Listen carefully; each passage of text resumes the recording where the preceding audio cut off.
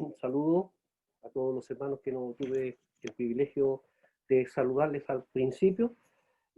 Agradecido del Señor de esta posibilidad que nos da ciertamente de compartir su palabra en esta tarde, y en mi oración que la palabra del Señor sea de beneficio para todos los que estamos presentes en esta hora.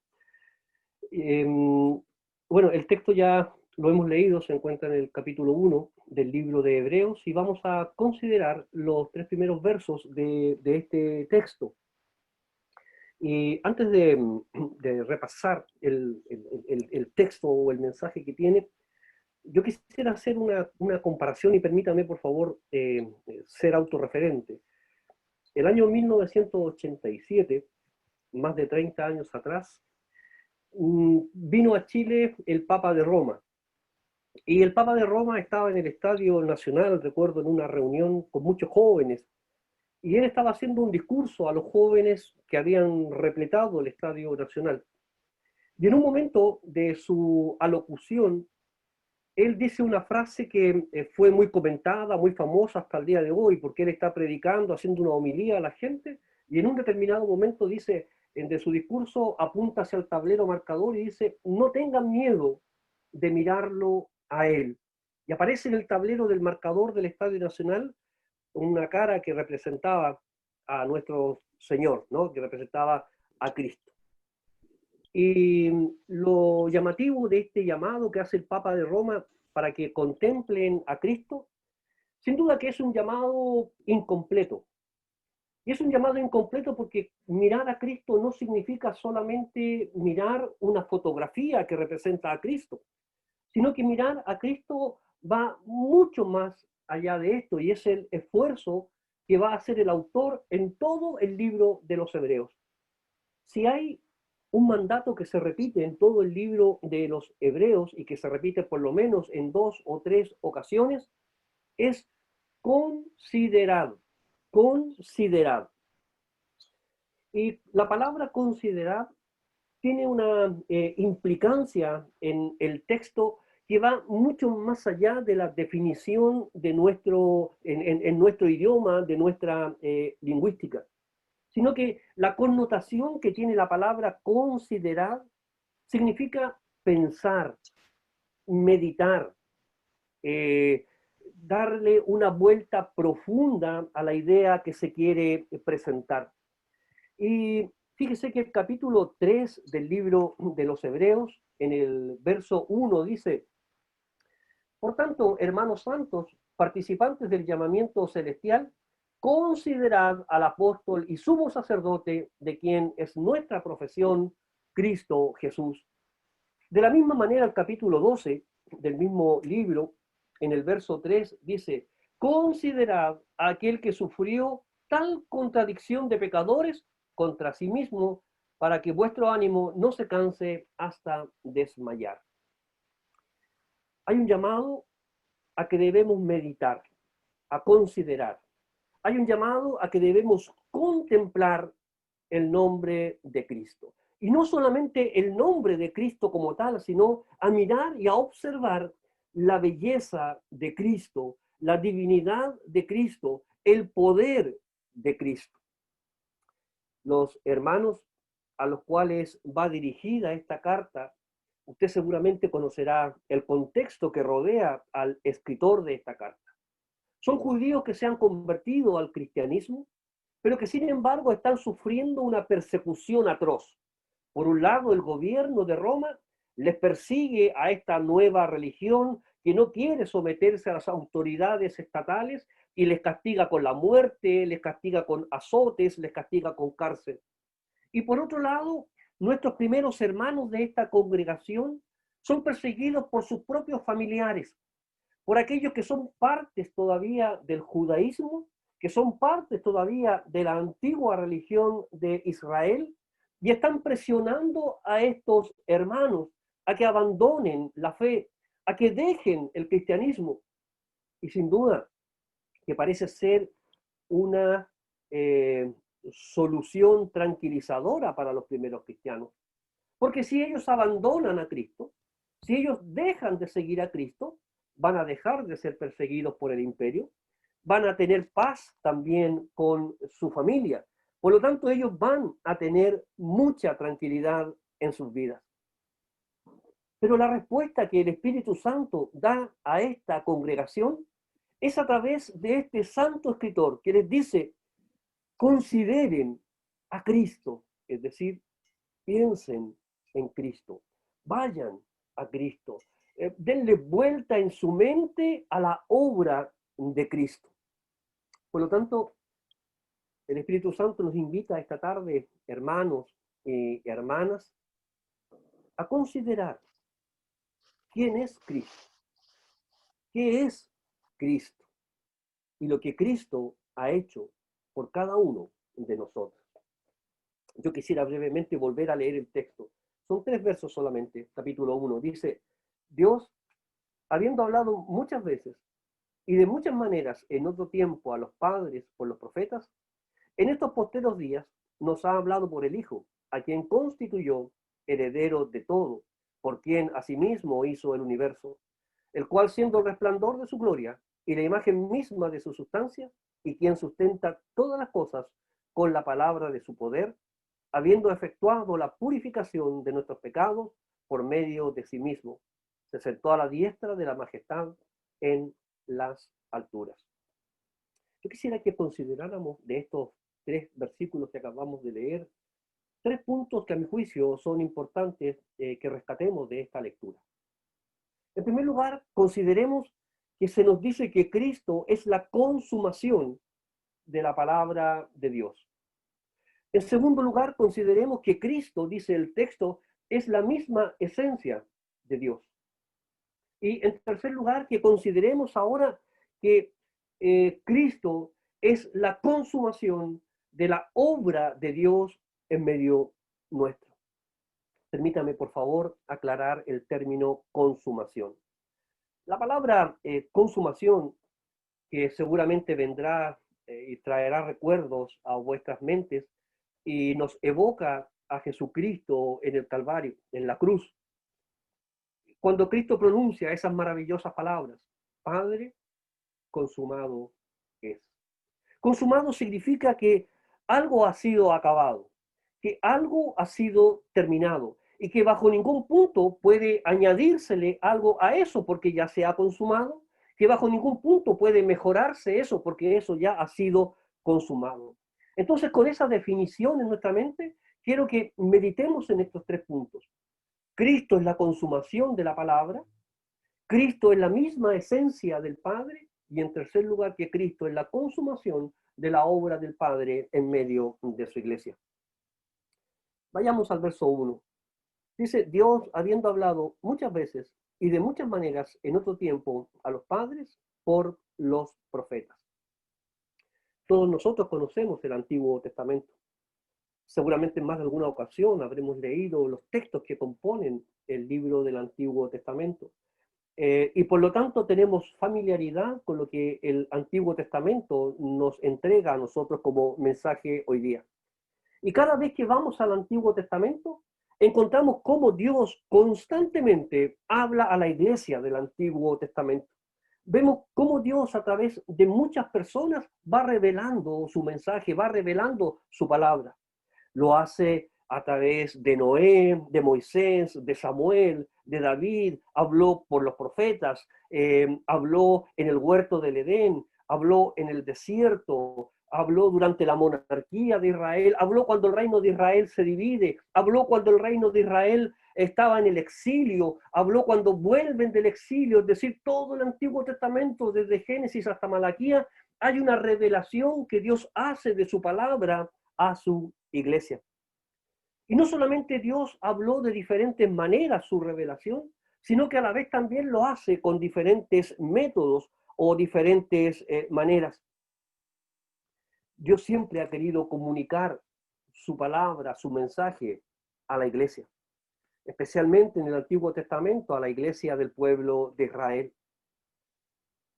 El profeta Jeremías menciona en varias ocasiones en su texto que Dios desde temprano ha enviado profetas constantemente a su iglesia. Es decir, Dios siempre ha estado preocupado de revelar a los hombres su voluntad. Por lo que podemos concluir que si hay algún ateo todavía hoy, si hubo un ateo en el ayer, no es porque Dios no haya querido comunicar su mensaje. Dios siempre ha querido revelarse a los seres humanos. Y no solamente dice las Sagradas Escrituras que Dios se reveló a través de palabras, sino que, perdón, de diferentes profetas, sino que también a través de diferentes maneras. Lo hizo a través de una voz audible que era posible escuchar. Dios conversaba directamente con algunos de los hermanos del Antiguo Testamento. Lo hizo también a través de truenos en el monte Sinai. Lo hizo a través del humo de la Shekinah, de su gloria. Dios utilizó no solamente palabras, sino que Dios también utilizó diferentes métodos para comunicar su mensaje a los seres humanos. Cuando vamos al Antiguo Testamento, encontramos cómo Dios ha intentado siempre comunicar. Si hay algo que no podemos negar del antiguo pacto es que Dios siempre quiso revelar su palabra a la iglesia. Cuando vamos también al Antiguo Testamento encontramos características de Dios. Dice la palabra del Señor que Jehová es misericordioso, que Jehová es piadoso, que Dios es grande en misericordia, que Dios es grande en verdad. Y eso es una revelación para nosotros los seres humanos. Al mismo tiempo, como Pablo nos enseña en Colosenses, nos dice que aún toda esa comunicación de Dios, de las diferentes maneras y métodos que Dios utilizó para comunicar su mensaje, todo eso era más que una sombra, porque todavía faltaba una claridad total, todavía faltaba algo que iba a consumar, que iba a terminar, que iba a dar claridad al mensaje del Antiguo Testamento. Todavía faltaba que todo eso que estaba en sombras, que significaba cosas que todavía no se podían comprender totalmente, ahora en Cristo, todo lo del Antiguo Testamento, todo el mensaje de Dios, ahora en nuestro Señor Jesucristo es totalmente claro, totalmente nítido. Por eso que el autor bíblico dice en el verso siguiente, en el verso 2, dice, en estos postreros días nos ha hablado por el Hijo, a quien constituyó heredero de todo y por quien asimismo hizo el universo. Por favor, eh, comparen su Biblia el contraste que nos marca este verso 2 con el versículo 1. Dice que los profetas hablaron en el pasado, que Dios levantó hombres en el pasado para transmitir su mensaje. Pero dice que ahora Dios nos ha hablado a través de Cristo en los postreros días. La palabra postreros es un término técnico que se usa en teología para referirse a los últimos días. Entonces, dice el escritor bíblico, consideren ahora en los últimos días cómo Dios ha hablado plenamente a través de nuestro Señor Jesucristo. Antes habló a nuestros padres a través de los profetas. Antes Dios habló a la iglesia del Antiguo Testamento a través de los profetas. Hoy nos habla a nosotros, la iglesia del Nuevo Testamento, a través de nuestro Señor Jesucristo. Pero fíjese que el verso dice que Dios nos ha hablado por el Hijo. No dice que nos va a seguir hablando. No dice que nos va a seguir revelando más cosas, sino que dice que Dios nos ha hablado. ¿Y qué significa esto? Lo que quiere decir el escritor bíblico es que si queremos conocer la voluntad de Dios completa, suficiente para nuestras vidas, vayamos a Cristo. Si queremos conocer el mensaje de Dios perfecto para nuestra manera de vivir, nuestra vida y nuestra vida de piedad, vayamos entonces a Cristo. Cristo es la consumación de la palabra de Dios. No hay más que añadirle a las Sagradas Escrituras.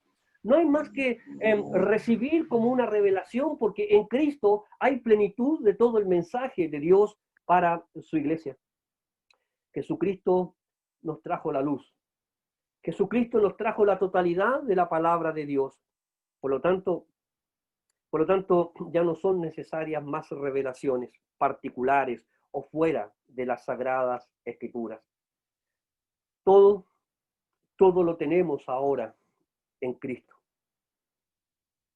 Entonces, si todo lo que necesitamos lo tenemos en Cristo, todo lo que es suficiente para nuestra vida lo tenemos en Cristo, ¿qué es esto?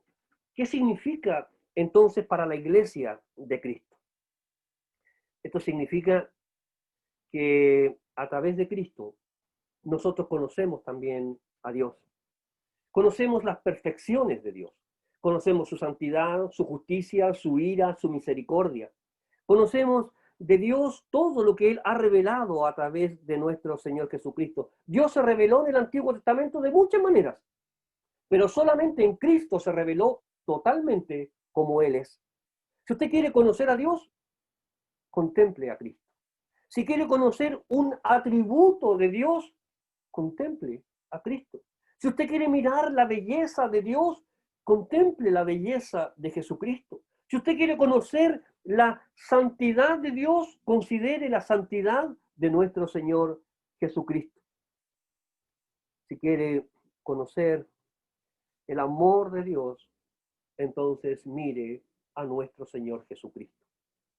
En segundo lugar, hemos visto en esta primera parte o el primer punto de esta reflexión, hemos tratado de explicar que en Cristo se cumple la totalidad de la revelación de Dios. Ya no hay que agregar absolutamente nada, y si alguien quiere conocer a Dios, tiene que conocer a nuestro Señor Jesucristo. Pero también el escritor bíblico no solamente dice que Cristo es la consumación, sino que nos dice que Cristo es de la misma esencia de Dios. Mire, el verso 2, la segunda parte, dice: a quien constituyó heredero de todo y por quien asimismo hizo el universo. ¿Qué significa que Cristo sea heredero?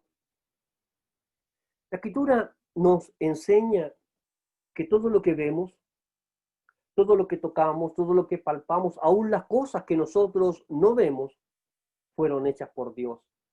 Pero no solamente fueron hechas por Dios, sino que fueron hechas por medio de nuestro Señor Jesucristo. Colosenses 1:16 nos dice que todo fue creado por medio de nuestro Señor Jesucristo y para nuestro Señor Jesucristo. Y eso es lo que significa que Cristo sea heredero.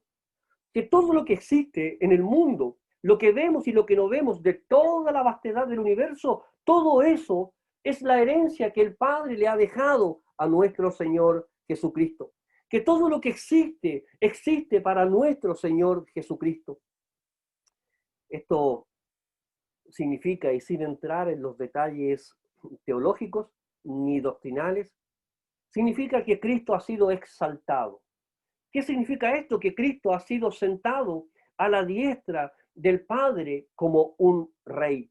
Que todas las cosas que nosotros conocemos, aún no hay un centímetro en todo el universo que no esté Cristo ejerciendo su poder. Cristo, luego de su resurrección, ha sido sentado junto al Padre y todas las cosas han sido puestas debajo de sus pies, y sobre Cristo y en su frente hay un título que dice que Cristo es Señor de señores y Rey de reyes. Cristo es heredero. Legalmente, todas las cosas que existen son de Cristo y son para Cristo, y Cristo las gobierna. Nosotros, la iglesia, legal y bíblicamente, también somos herencia de Cristo. También somos propiedad de Cristo. Entonces, las respuestas a las interrogantes que nos plantea muchas veces la filosofía y el ateísmo, de por qué existimos, por qué existe el universo, por qué existen las estrellas.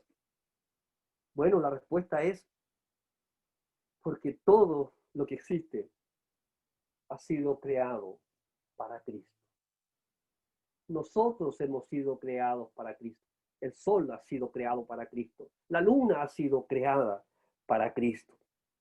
Y todo lo que nosotros conozcamos, y digo, aún aquellas cosas que no podemos ver con nuestros ojos materiales, todo ha sido creado para que Cristo ejerza su reinado sobre todas las cosas.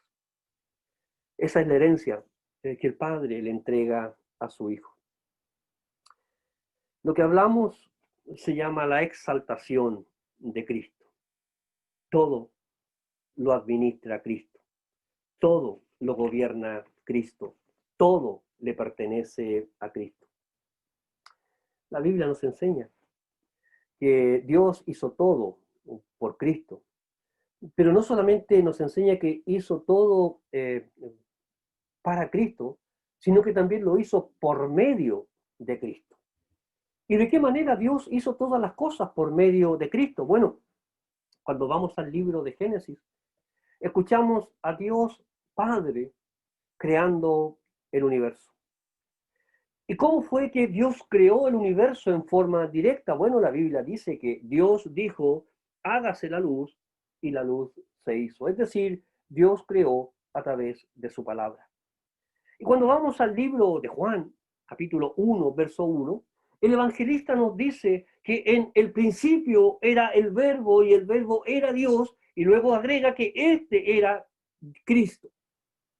Por lo tanto, dice que el crear de Dios al principio de la humanidad, del universo, Dios creó a través de la palabra, a través del verbo, es decir, Dios creó a través de nuestro Señor Jesucristo. El universo material que conocemos, también el espiritual que no conocemos, los ángeles, el pasto, el agua, cualquier cosa que usted pueda pensar es de Cristo y fue creado para Cristo y fue creado por Cristo. Volvamos entonces un poco a la idea del versículo 1. Miremos a Cristo. Consideremos a Cristo. Y cuando miramos a Cristo, estamos observando a una persona muy poderosa, a una persona omnipotente que con su palabra, con su sola palabra es capaz de crear billones, trillones de estrellas en un segundo, que con su sola palabra es capaz de crear todo el universo, de crear vida donde no hay, de crear átomos, de crear electrones. Todo eso es hecho por Cristo. Miremos entonces a Cristo, consideremos a Cristo, veamos lo poderoso que es Cristo y cómo Cristo gobierna cada área de toda su creación. El verso 3, el autor, guiado por el Espíritu Santo, nos va mostrando y nos va llevando y va apuntando más a cada momento hacia el misterio de la Trinidad. Se nos comunica en el verso 3, dice, el cual siendo el resplandor de su gloria y la imagen misma de su sustancia.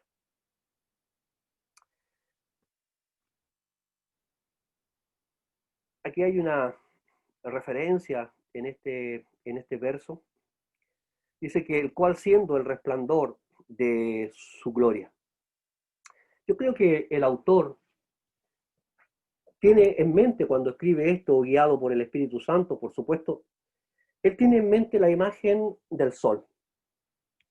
Y yo estoy seguro que si pregunto a los hermanos que están presentes en este momento, y les pregunto si mañana salimos a un lugar abierto y miramos el cielo, si será posible ver o no el sol. Y seguramente la mayoría de nosotros vamos a coincidir en que es posible ver el sol. Tal vez, si hay algún científico en medio nuestro, nos diría, no, no es posible, por lo menos con nuestros ojos físicos, poder observar el sol. Y no es posible primero porque, usted sabe, el Sol está a una distancia de 143.000 millones de años, que si viajáramos en un auto a 100 kilómetros por hora, nos demoraríamos 170 años en ir y 170 años en volver. Por lo tanto, desde el punto de vista material, el Sol no lo podemos ver. Sin embargo, sentimos sus efectos. Cuando hay sol, cuando el sol está alumbrando, Sentimos en nuestra cara el calor que ejercen los rayos del sol. Podemos ver todo iluminado, producto del resplandor que producen estos rayos. Y aunque los rayos que emite el sol y el resplandor, la luminosidad del sol, no es el sol mismo, en esencia es el mismo sol. ¿Y qué quiere decir esto, hermanos? El punto es el siguiente. Primero, nadie puede ver a Dios, dice Juan capítulo 1, verso 18, que a Dios nadie le vio jamás. Pero Jesucristo, nuestro Señor, Él lo revela, Él lo muestra. Como dice Pablo, que Cristo es nuestro resplandor que nos sacó de las tinieblas a la luz. En Cristo se hace visible Dios. En Cristo podemos ver a Dios. La pregunta es, ¿podemos ver a Dios? Con nuestros ojos físicos no podemos. A Dios nadie le vio jamás. Pero Cristo es la gloria. Cristo es el resplandor de Dios. Hay un relato en el Evangelio que nos muestra esto. Dice que Jesús está con sus discípulos y Él está hablando de los misterios del reino, y uno de los apóstoles, Felipe, se acerca y le dice: Señor, ¿por qué no nos muestras al Padre y nos basta? Y yo supongo la tristeza que debe haber habido en la respuesta de Jesús. Y mirándolo con el amor y la misericordia que solamente Él podía tener, le dice: tanto tiempo que yo estoy con vosotros y todavía no le conocéis. El que me ha visto a mí, dice el Señor, ha visto al Padre. ¿Cómo entonces ustedes dicen, muéstranos al Padre? Jesucristo es Dios. Jesucristo es el resplandor de Dios. Pero no solo Cristo es el resplandor, sino que el texto además nos dice que es de su sustancia, que es la misma sustancia. ¿Qué quiere decir? Que Cristo es de la misma sustancia, del mismo material del cual Dios es. Por lo tanto, que Cristo también es Dios. También Cristo tiene las mismas cualidades que tiene Dios. La misma personalidad de Dios es la personalidad que tiene nuestro Señor Jesucristo. Pablo nos dice que en Cristo habita la totalidad de la divinidad de Dios. Esto significa, hermanos, que entre Jesucristo y el Padre no hay ninguna diferencia, que es la misma esencia, que procede de Dios mismo este resplandor, esta gloria. A veces nos sentimos tentados a separar los caracteres de Dios y del Hijo. Cuando vamos al Antiguo Testamento encontramos a Dios actuando a veces de una manera que mucha gente considera injusta, que Dios siempre en el Antiguo Testamento está airado contra los pecados del hombre y que siempre está dispuesto a castigar a las personas. Pero el mismo texto de Hebreos nos dice que Jesucristo es el mismo ayer, hoy y mañana. Y si Cristo es de la misma sustancia que el Padre, esas mismas características están en nuestro Señor Jesucristo. De la misma manera, cuando leemos los evangelios y encontramos a Cristo llorando por su iglesia, cuando encontramos a Cristo siendo misericordioso, amoroso con la gente, ese también es Dios, porque Cristo y el Padre son uno en esencia y su carácter es el mismo, su divinidad es la misma. Y si usted quiere conocer a Dios, si usted quiere conocer cómo piensa Dios, cómo es Dios, contemplen, mediten en el Hijo. Mire esta otra definición. Dice el verso 3, nos ha dicho que Cristo es el resplandor, que Cristo es de la misma sustancia, y luego dice, ¿quién sustenta todas las cosas con la palabra de su poder? Algunas personas piensan, o tienen la idea acerca de Dios y la creación del universo, que cuando Dios creó todo, fue como creó el universo y la imagen es que le dio cuerda y el universo continuó con su existencia. De hecho, La misma Sagrada Escritura pareciera darnos esa idea cuando dice que Dios creó todas las cosas y al séptimo día Él descansó.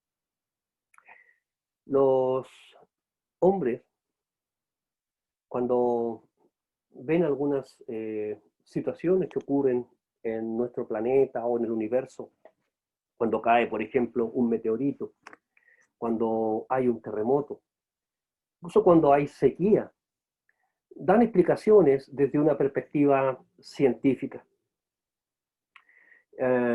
¿Por qué chocan los planetas? La respuesta del ateo es probablemente porque las leyes de rotación fallaron en algún momento y eso provocó una colisión entre los planetas. ¿Por qué hay terremotos? Bueno, porque las placas tectónicas se están moviendo continuamente y eso produce entonces los terremotos. ¿Por qué cae un meteorito? Bueno, porque la fuerza de gravedad, de atracción de la Tierra atrae a estos seres errantes que están por el universo y son atraídos hasta la Tierra. Pero mire, ninguna de esas cosas es verdad. Porque nos dice el texto que no solamente todo fue creado por Cristo, que no solamente todo fue hecho para Cristo, sino que Cristo sustenta, que Cristo gobierna, que Cristo dirige, que Cristo controla todas las leyes que rigen el universo. Esto significa que nada sucede en el universo sin el decreto de Cristo. Dice el Nuevo Testamento que aún los cabellos nuestros cuando caen simplemente porque Dios lo ha decretado. Ni un pajarito puede caer a la tierra si es que Dios no lo ha decretado. Dios creó el universo, lo sigue sustentando con su poder. Él sigue dirigiendo todas las cosas. Él sigue actuando en todas las cosas. Él sigue dirigiendo con su poder. Y vaya, si Dios y Cristo en un segundo dejaran solamente un segundo de sustentar el universo, sin duda alguna que sería nuestro fin. Hermanos, usted, yo, el sol, el universo, la silla sobre la cual usted está sentado, todo está siendo sustentado por el poder de nuestro Señor Jesucristo. Si Cristo dejara de sostener el universo, si dejara por un segundo de gobernar todas las cosas, sería nuestro fin. El ateo no percibe, no se da cuenta que la mano de Dios es la que controla todas las cosas. Por lo tanto, nosotros tenemos que considerar a Cristo. Consideremos cómo Cristo es la consumación de la palabra, cómo Cristo es en esencia Dios mismo, su resplandor, cómo Cristo sigue gobernando todas las cosas, cómo Cristo sigue siendo el Rey que está por sobre todas las cosas. Cristo, además, el texto termina en el verso 3 diciendo que Cristo, habiendo efectuado la purificación de nuestros pecados por medio de sí mismo, se sentó a la diestra de la majestad en las alturas. Y este es el tercer punto y final con el cual vamos a terminar, que es más breve que los anteriores para que disponga su mente. Adorar a Cristo. ¿Por qué tenemos que adorar a Cristo? Porque Cristo es la consumación de la palabra, porque Cristo es Dios mismo, porque Cristo es la representación de Dios. Esta segunda parte del verso 3, que dice, habiendo efectuado la purificación y todo en lo que sigue, es una expresión del rito de la ley judía que hablaba de la purificación para poder presentarse como perdonado al templo. Para nosotros el Evangelio, la purificación de nuestro pecado es Cristo. Es Cristo quien dio su vida por cada uno de nosotros. Es Cristo quien derramó su sangre para purificarnos y poder entrar entonces a la presencia del Señor. Cada uno de nosotros sin Cristo éramos enemigos de Dios. Sin Cristo no teníamos acceso a Dios. Sin Cristo no podíamos acercarnos a Dios. Pero ahora con Cristo hemos sido llamados, puestos delante de Dios, podemos acercarnos al trono de la gracia de Dios, podemos ser llamados hijos de Dios, solamente a través del sacrificio de Cristo y la purificación que Cristo hizo de cada uno de nosotros.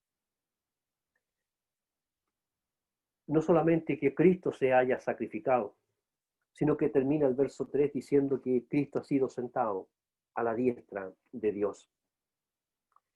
Ya mencionamos anteriormente que esto significa la doctrina de la exaltación de Cristo, que Cristo está gobernando, que Cristo está rigiendo el universo y que todos sus enemigos han sido puestos debajo de sus pies.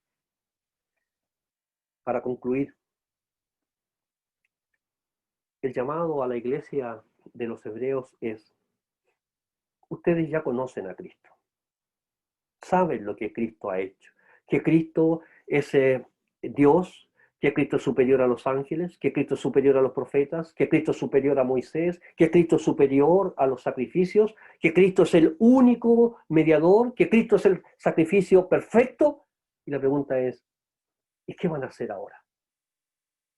Ahora que ya conocen a Cristo, ahora que ya están contemplando a Cristo, ahora que ya están mirando la belleza de Cristo, su amor, su misericordia, ¿qué es lo que van a hacer ahora ustedes?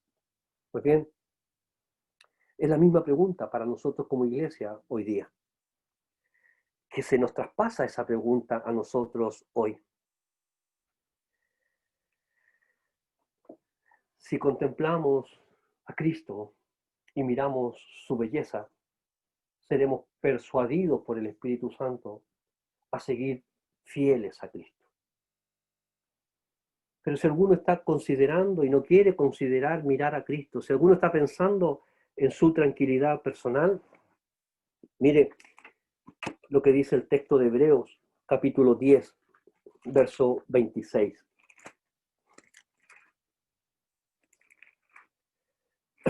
Dice: porque si pecáremos voluntariamente después de haber recibido el conocimiento de la verdad, es decir, Cristo, ya no queda más sacrificio por los pecados.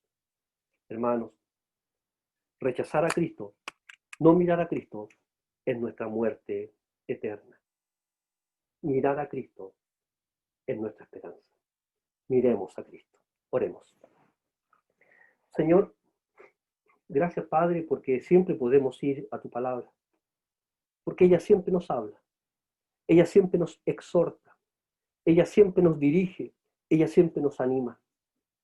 En esta hora que hemos compartido tu palabra, quiero rogar que tu Santo Espíritu coloque en el corazón de cada uno de los hermanos que estamos presentes esa porción de tu palabra que tú quieres para cada uno de nosotros. Que más allá del predicador, con todas sus limitancias, con todas sus faltas de conocimiento, sea tu Santo Espíritu el que obre en el corazón de todos y cada uno de nosotros. Que tu Santo Espíritu nos mueva a mirar a Cristo, a amar a Cristo, a conocerte a través de Cristo. Que todo lo que hacemos sea por y para Cristo. Nuestras oraciones, nuestros cantos, nuestras aleluyas, nuestras reuniones siempre sean para Cristo. Señor, bendice a tu iglesia a través de tu palabra. Amén. Que Dios les bendiga. Gracias por la atención, hermanos, y que el Señor les cuide a todos ustedes.